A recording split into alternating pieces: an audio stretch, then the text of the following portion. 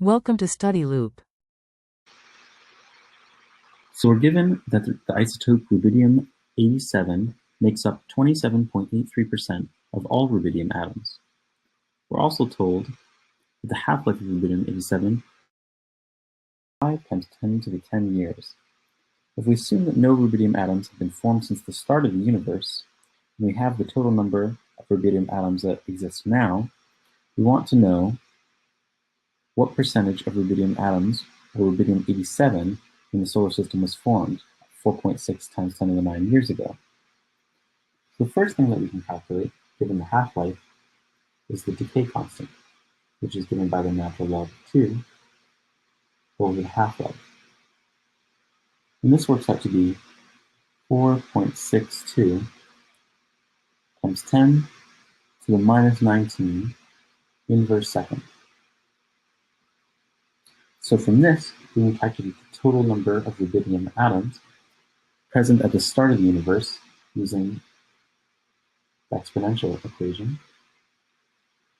Number existing now is equal to number existing at the start of the universe times e to the minus lambda t, where t is the time elapsed. Note that we want to solve for the number of atoms at the start of the universe. So dividing both sides by the exponential term, we find that m naught is equal to m today times e to the minus lambda t. And this is true for the radioactive isotope rubidium-87. I'll put little subscripts here to indicate that. And if you plug in the number for t at the age of the universe, 4.6 times 10 to the 9 years, you can calculate this value to be 1.0694 times the number of rubidium-87 atoms existing today. So this is the fraction greater than the number existing today that there were at the start of the universe before they decayed. So now, given the fact that only 27.83% of all rubidium atoms are currently rubidium-87 isotope, we can calculate for the number of rubidium-85 isotopes relative to the fraction of 87 isotopes. So we know the number of rubidium-87 isotopes over the total number of rubidium atoms is given by the fraction 0.2783. So we can solve for the number of rubidium-87 atoms quite easily. Just doing a little bit of algebra.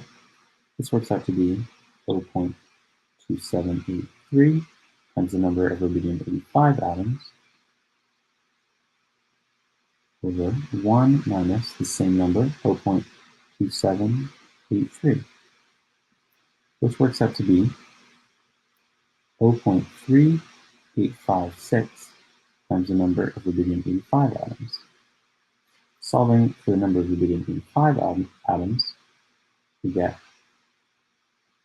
that is equal to 1 over 0.3856 times the number of rubidium-87 atoms.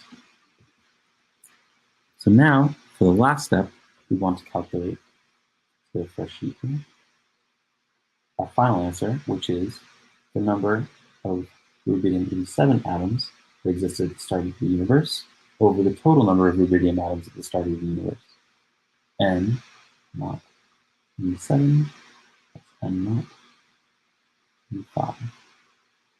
So plugging in the numbers we got previously, this works out to be 1.0694 times the number of rubidium-87 atoms existing today over 1.0694 times the number of rubidium-87 atoms existing today, plus this relative fraction, 1 over 0.3856 times the number of rubidium-87 atoms existing today, using the values that we solved for previously. This works out to be a value of 0.2920. So the original percentage of rubidium-87 as a fraction of the total number of rubidium was 29%. So this is our final answer.